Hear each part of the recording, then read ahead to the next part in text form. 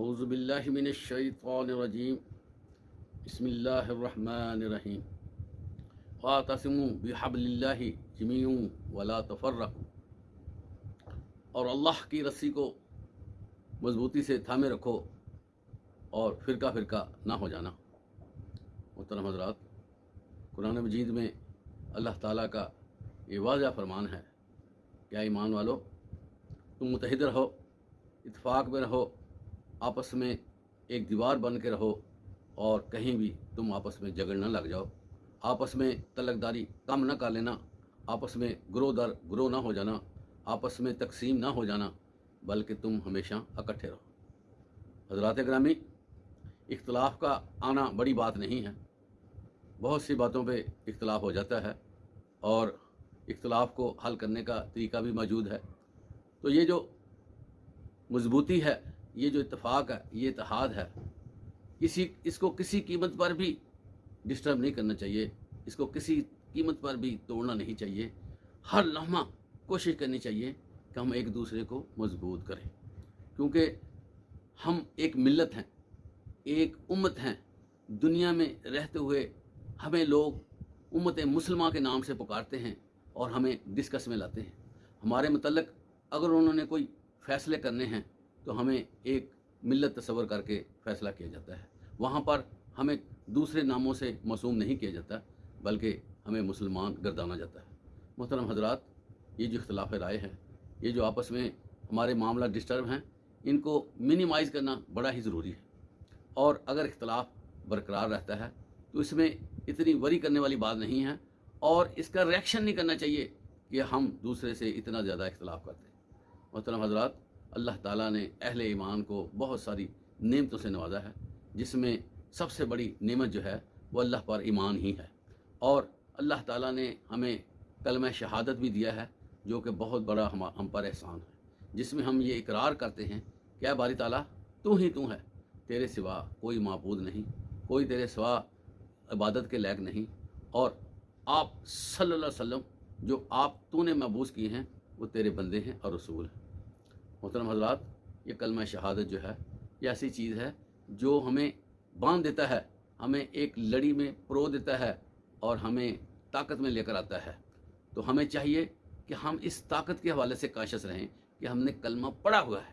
جب ہم آپس میں اختلاف کی باتیں کرتے ہیں اور اس کو منظر عام پر لے آتے ہیں اور اس کو سوشل میڈیا پہ وائرل کر دیتے ہیں،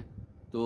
دشمن کو اس کا بہت زیادہ فائدہ ہوتا ہے، اور اسی چیز کے لیے ہمہ وقت دشمن پلاننگ کرتا رہتا ہے کہ ان کو آپس میں بانٹ دو، ان کو آپس میں تقسیم کر دو، اور ان کو آپس میں لا تلقی پہ مجبور کر دو۔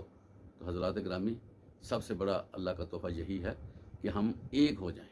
اور اللہ تعالیٰ نے قرآن مجید میں یہ فرمایا ہے کہ تم آپس میں جھگڑنے والے تھے، ایک دوسرے سے اختلاف رکھنے والے تھے، اللہ تعالیٰ نے تمہارے دلوں میں یگانگت پیدا کر دی، نرمی پیدا کر دی، اور اہل عرب جو صدیوں پر محیط لڑائیاں کرتے تھے آپس میں ایک ہو گئے۔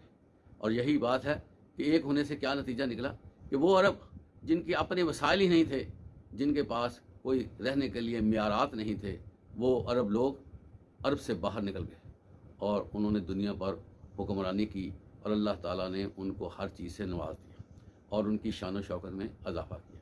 یہی اتحاد ہے جس کی وجہ سے وہ دنیا میں اپنا اقتدار قائم کر سکے۔ حضرات گرامی، یہ کلمہ بہت بڑی چیز ہے، بہت بڑی نعمت ہے۔ اس کی فلسفی دیکھنی چاہیے کہ اللہ تعالیٰ اس کلمے کے ذریعے ہمیں ایک بنا دیتا ہے، ہمارے آپس میں سارے معاملات اس کلمے کی وجہ سے قائم ہوتے ہیں۔ تو اس کلمے کا تقاضا ہے کہ ہم ہمہ وقت آپس میں متحد رہیں۔ اختلاف رائے ہو جانا، اس کا یہی حل ہے کہ جس چیز کا ہمیں اختلاف ہے اس کو سائڈ پہ رکھ دیا جائے، اور جن چیزوں میں ہمارا اتفاق ہے وہ ہم اس کو اکٹھا رکھ کے چلتے رہیں۔ محترم حضرات، ہر بندہ اپنے طور پر یہ سمجھتا ہے کہ میں جو کام کر رہا ہوں ٹھیک ہے، جو میرا نظریہ ہے وہ ٹھیک ہے، تو اس میں لڑنے والی، جھگڑنے والی، بحث و تکرار کی ضرورت ہی نہیں ہے۔ ہر بندہ اپنے طور پر چلے، اور یہ بھی قرآن مجید میں اللہ تعالیٰ نے فرمایا ہے کہ میں قیامت کے دن جن لوگوں میں اختلاف تھا، جن لوگوں میں آپس میں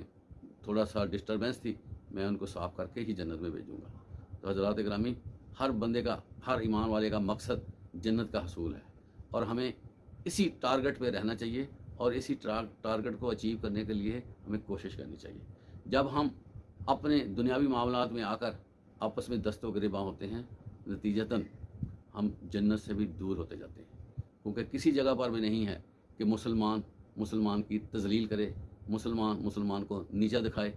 بلکہ مسلمان کی عزت اللہ کے رسول آپ صلی اللہ علیہ وسلم نے خانہ کعبہ کے مترادف قرار دی ہے، اتنی زیادہ مسلمان کی عزت ہے۔ اور جو لوگ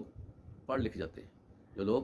دین کا علم حاصل کر لیتے ہیں، جو لوگ دین کے لیے کوشاں رہتے ہیں، جو لوگ دین کے لیے وقت صرف کرتے ہیں، ان پر طعن و تشنیع کرنا، ان کو بہت سی باتیں کر دینا اور ان کے بارے میں نازیبہ کلمات ادا کرنا، یہ کسی طور پر بھی ٹھیک نہیں۔ اللہ تعالیٰ خود قرآن مجید میں یہ فرماتے ہیں کہ اس سے اچھی بات کس کی ہو سکتی ہے جو اللہ کی طرف لوگوں کو بلائے۔ حضرات گرامی، جو لوگ اس طرح کا کام کر رہے ہیں وہ ہمارے اسپیشل پروٹوکول کے مستحق ہیں، اور ان کے لیے ہمیں آنکھیں بچھانی چاہیے اور ان کو وارملی ویلکم کرنا چاہیے اور ان کے لیے دعائے خیر کرنی چاہیے۔ ہاں، یہ بات بڑی اہم ہے، اگر آپ کا کسی کے ساتھ اختلاف ہے، آپ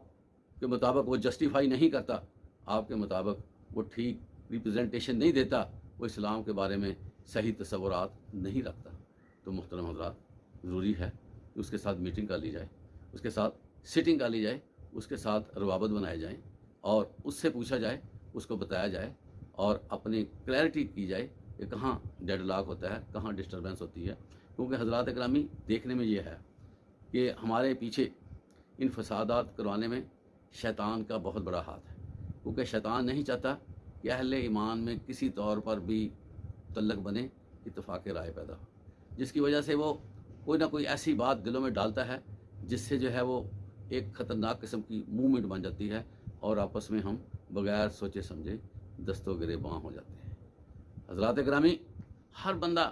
غلطی کا پتلا ہے، ہر بندہ خطا کار ہے، ہر بندے سے کوئی نہ کوئی ایسا عمل ہو جاتا ہے جو کہ دین جس کی اجازت نہیں دیتا۔ تو یہ اختلاف رائے ہو جانا، یہ کسی کا غلط ہو جانا، کسی سے غلطی ہو جانا، یہ کوئی بڑی بات نہیں ہے۔ انسان کو جب کسی سے بات کرنی ہو، کسی کے بارے میں اظہار کرنا ہو، کسی کے بارے میں نیگیٹو ریمارکس پاس آن کرنے ہوں، تو سب سے پہلے اس کو اپنی ذات کا بھی جائزہ لینا چاہیے کہ میرے اندر کتنی خوبیاں ہیں، کتنے مسائل ہیں، میرے اندر عادات میں کتنے پرابلمز ہیں، تو پھر بندے کو پتہ چلتا ہے میرے تو پرابلم ہی ان سے زیادہ ہے۔ تو حضرات گرامی، نمبر بنانے کے لیے اور اسی طرح ریٹنگ بنانے کے لیے، اسی طرح پاپولیرٹی لینے کے لیے خدا را ایسی باتیں نہ کریں جس سے جو ہے امت کے اتحاد کو جو ہے وہ ٹوٹنے میں جلدی لگتی ہے، امت کا اتحاد پارا پارا ہونے کا خطرہ ہوتا ہے۔ حضرات گرامی، آپس میں جس قدر ہو سکتا ہے برداشت ہونی چاہیے، آپس میں جس قدر ہو سکے لحاظ ہونا چاہیے، اور جو لوگ اہل علم ہیں، جو اللہ اور اس کے رسول کی باتیں کرنے والے ہیں، جو کہ اہل کفر کو، جو کہ اہل طاغوت کو اللہ اور اس کے رسول کی باتیں بتانے والے ہیں، جو کہ لوگوں کی ڈائریکشن بنانے والے ہیں، جو قرآن مجید کا پیغام کریا کریا نگر نگر پہنچانے والے ہیں، اور اپنے آرام کو ختم کر کے لوگوں کے لیے کوشاں رہنے والے ہیں، محترم حضرات، ان کی عزت ضروری ہے۔ بڑے اہم لوگ ہیں، اور جب بھی آپ کسی بھی دور میں اچھے بندوں کو دیکھیں، ڈیووٹڈ بندوں کو دیکھیں، مخلص بندوں کو دیکھیں، تو پوری دنیا میں فنگر ٹپس پہ ان کو گنا جا سکتا ہے، اتنی کم تعداد ہمیں نظر آتی ہے۔ کہت الرجال ہے، بہت کام کرنے والے کم نظر آتے ہیں۔ تو حضرات گرامی، جو کام کرنے والا نظر آتا ہے اس کو سکپ کرنے سے، اس کو سلپ کرنے سے باز آنا چاہیے، اور یہ جو الفاظ ہوتے ہیں یہ کسی تلوار کے فٹ سے کم نہیں ہوتے۔ دیکھنے میں آیا کہ ہم بات کر کے فارغ ہو جاتے ہیں، لیکن اس کے اثرات نکلتے ہیں اور پھر وہ معاملات ڈسٹرب ہونا شروع ہو جاتے ہیں۔ حضرات گرامی، ہر بندے نے اپنی قبر میں جو ہے جانا ہے، اس لیے ہمیں اپنی قبر کو ٹھنڈا رکھنے کے لیے کام کرنا چاہیے۔ جب ہم کسی پر انگلی اٹھاتے ہیں تو ہماری قبر کے گرم ہونے کا خطرہ پیدا ہو جاتا ہے، کیونکہ بہت سی اتھارٹیاں اللہ کے پاس ہیں، بہت سے معاملات اللہ نے اپنے ہاتھ میں رکھے ہوئے ہیں، کچھ ہمیں دیے ہیں، اور ان معاملات میں جس میں ہمیں آزادی ہے اس کا بے دریغ استعمال نہیں کرنا چاہیے، اس کو نیگیٹو نہیں کرنا چاہیے، اس کے بارے میں بڑا خیال رکھنا چاہیے کہ جو کچھ ہم کر رہے ہیں اللہ نے اس کے بارے میں ہم سے پوچھ کرنی ہے۔ اس لیے ہمیں کوشش کرنی چاہیے کہ ان لوگوں کے بارے میں ریمارکس دیتے وقت 1000 دفعہ سوچیں جو جن کو اللہ تعالیٰ نے کچھ کرنے کے لیے منتخب کیا ہوا ہے، وہ فنکشنل ہیں اور لوگوں کو ڈائریکشن دینے کے لیے، لوگوں کو اللہ کا پیغام پہنچانے کے لیے وہ کوشش کر رہے ہیں، اور اللہ تعالیٰ نے ان کو اس چیز کا ریوارڈ بھی دیا ہے، اور ان کے ذریعے لاکھوں لوگوں کو اللہ تعالیٰ نے دائرہ اسلام میں داخل ہونے کی توفیق بھی دی ہے۔ اس لیے محترم حضرات، کوشش کرنی چاہیے کہ اپنے معاملات کو کم از کم کر لیں، اور اگر ہم کسی بندے کی، اپنے اختلاف رائے رکھنے والے کی تعریف نہیں کر سکتے تو اس کی بد تعریفی سے بچنا بھی ضروری ہے، کیونکہ اللہ کے ہاں وہ شخص معتوب ہے جو اہل علم، اہل ایمان، اہل موحدین کو برا بھلا کہتا ہے۔